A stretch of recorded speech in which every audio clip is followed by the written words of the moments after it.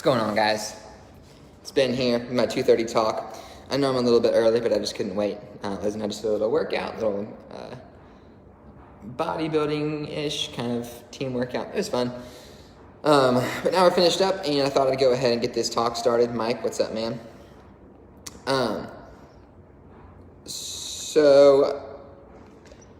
What we're talking about today, sorry, I kind of got lost my train of thought there. What we're talking about today are plateaus, okay? So a plateau in training, in any sort of training, is when you sort of get to a point where you're not growing anymore and you're not making progress anymore.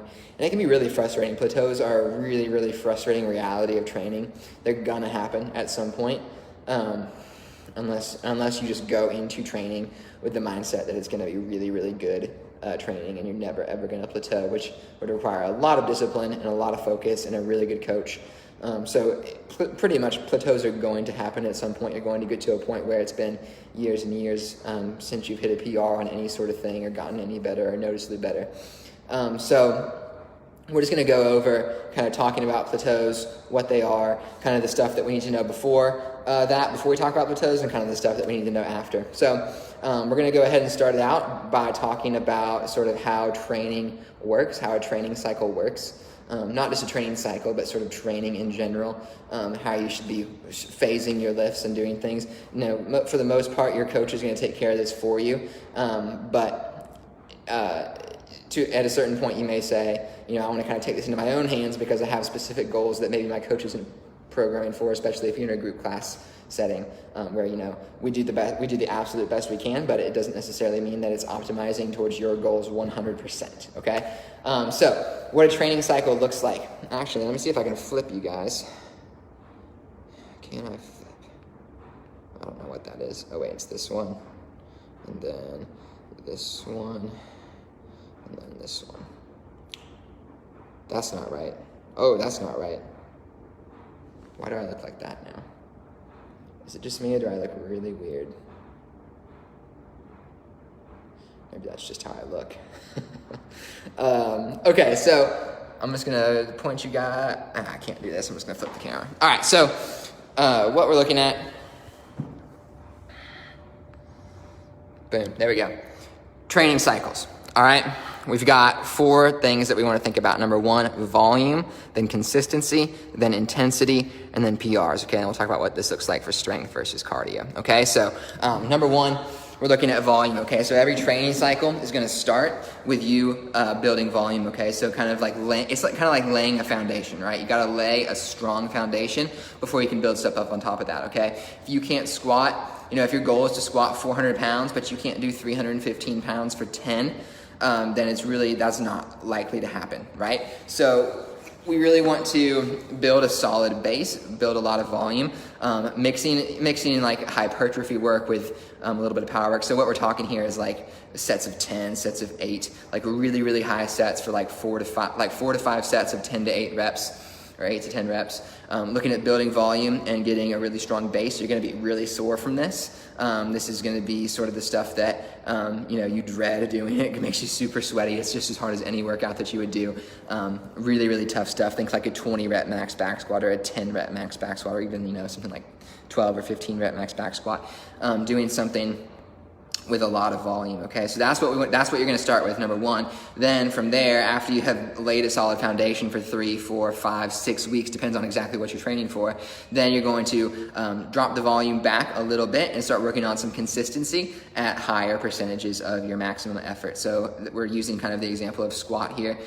So say you've got a really solid foundation, you've hit 315 for 10. Now we're gonna go up to like 335 to 355, somewhere in that range, and we're going to do sets of 5, sets of 4, sets of 3, somewhere in that range, okay? So 3 to 5 reps, working on speed, working on getting really, really consistent with how we lift those weights and moving the weight quickly and powerfully, all right? Then, once we've built some consistency at our 80 to 85% range, we're gonna move to intensity, okay? So that's the third thing, intensity. That's what CrossFit loves. We love to preach intensity, and it is a very effective tool for getting stronger and getting faster and getting better.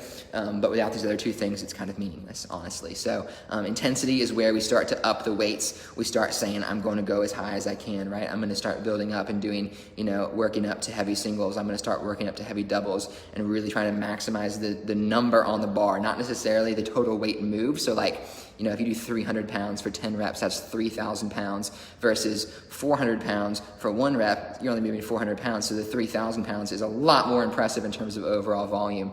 But we want to start, but the 400 pounds for 1 is a lot more intense because it's a lot higher percentage of your 1 rep max, okay? So we're looking at, dropping it to 1 to 2 reps and trying to get the weight on the bar as high as we possibly can, okay? And then comes the final thing, the thing that we're all chasing, that PR, okay? So the personal record. We hit that, on your squat, on your Fran time, on your mile time, any of those things, and that would be the final phase of your training, right? You would load up some volume. You'd start working on getting consistent in those, those lower percentage ranges, working up to around your 80 to 85% range, getting really consistent, hitting those numbers powerfully and well. Then you get some intensity, so you start working 90, 95, 97, 98, 99%, and then you go for that 101, that PR, and hit something new that you've never hit before, okay? And then you start all over, right? You go back, you drop it down, you start with your volume. This time it's a little bit more volume than it was last time because your body can handle it, and then you go up a little bit higher. So it looks like this in the grand scheme of things, right? If we're drawing a chart, right? We start out, we're at, right here, ground zero, and we're gonna start by, we're gonna build a little bit of volume, right? And then we're gonna start getting consistent, and then we're gonna go for a PR, right? Then it drops off a little bit, right? But you start building that volume, right? It goes up, then you go consistent, and then PR, right? And then it comes back down. And so over the course of time, our line of best fit looks something like this, right? And we can consistently go up all the way across, assuming that we had perfect training the whole way through and we had the exact optimal loading of volume, consistency, and intensity, okay? So what happens when you don't have those things, right?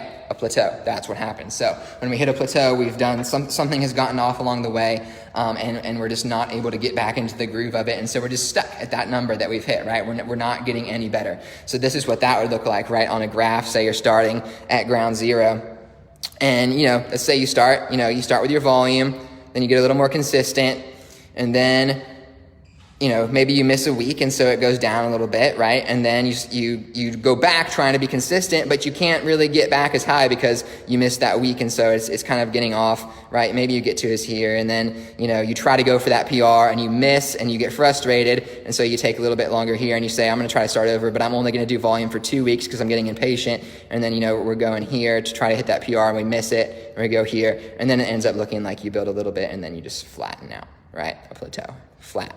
Okay, and we're not getting any better because we're not sticking to that ideal way of building strength and building cardio power, right?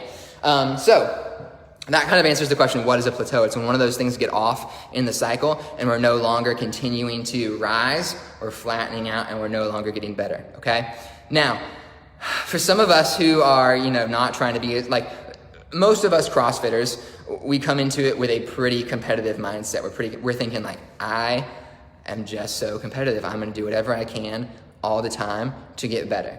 And that is so great. It's so rare to find that in so many places, but CrossFit gyms are one place where that's a pretty consistent theme across the board of people, is that everyone wants to always be getting better, which is fantastic. So assuming that, we're competitive and we're wanting to get better, plateaus are a bad thing because you're not getting better, right? It's just like, enough said right there. But for some people who don't necessarily feel like they want to continue getting better, which that's the thing. Like maybe they're just saying, I just want to keep some weight off. I want to do this so that I can eat whatever I want. I want to just do this because someone said I should do it, or my wife does it, or my husband does it, and I want to do it to be a part of that. And I don't really care about how good I am, and that's fine, right? It's great. We want as many people doing it as we can. So why is a plateau bad for those people? Mostly because when you are in a plateau, you are at a much higher risk for injury, right? Your body is sort of in this state of non-recoveredness, so you're not Your body is never recovered enough to the point where you can build back on it. And so when your body's in that state and you try to push yourself to a certain point where you can no longer, or you try to push yourself, to a certain point above that plateau, but you can't do it because you haven't laid the foundation, and then you're going to hurt yourself, right? You try to do something you can't do, it doesn't work, and you hurt yourself. Okay, so that's why that's bad. How do you get out of a plateau?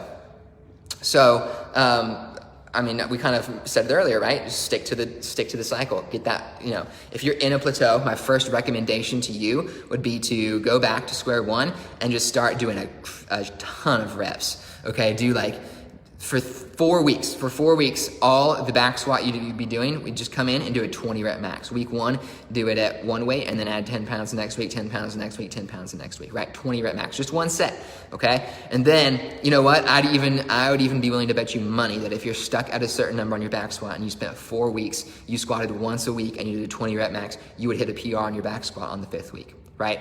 That's how much changing up your routine of what you're doing has an effect on your training. It's so important to change things up and to make sure that you're not always doing just one thing. You're not always doing the volume. You're not always trying to get that consistency. You're not always going for intensity, right? That's the trap a lot of us fall into, is always going for intensity. So try to avoid that and try to make sure that you're always changing it up. And if you've got a good coach, you've got nothing to worry about. He's going to stick through that. But if you feel like you're at a plateau and you want to take things into your own hands, that is how you would do it. Drop back, hit some volume, then work on consistency, then push intensity, and then go for the PR. Make sure you're not skipping those steps. Make sure you don't, take at least 3 weeks on each of those steps. That's why most cycles are like 8 to 10 to 12 weeks, somewhere in that range, because you need at least 3 weeks on those steps. If you're really going from ground zero to a PR, you really need 12 weeks for that whole thing to happen, that whole process, right? Which, in the grand scheme of things, is not that long. You can do that 4 times in a year and still have a couple weeks left over, right? So, no big deal. I hope this was somewhat helpful for you guys, for any of you who feel like you're stuck at a plateau with anything. I know we talked about it really in terms of just weightlifting, but this applies to all sorts of things. To your cardio, your 1 mile time, your Fran time, Helen time, Karen time, whatever you feel like you're stuck at and can't get any better at, there's a way to get through that plateau, and it's easier than you think, okay? So if you've got any questions, guys, feel free to leave a comment. If you feel like you're stuck at a plateau and you don't want to figure out how to get through it yourself, let one of the coaches know. We'll 100% sit down with you and help you figure out a way and figure out a plan to get through it and to crush those numbers. All right? Thanks for listening, guys. We'll see you tomorrow.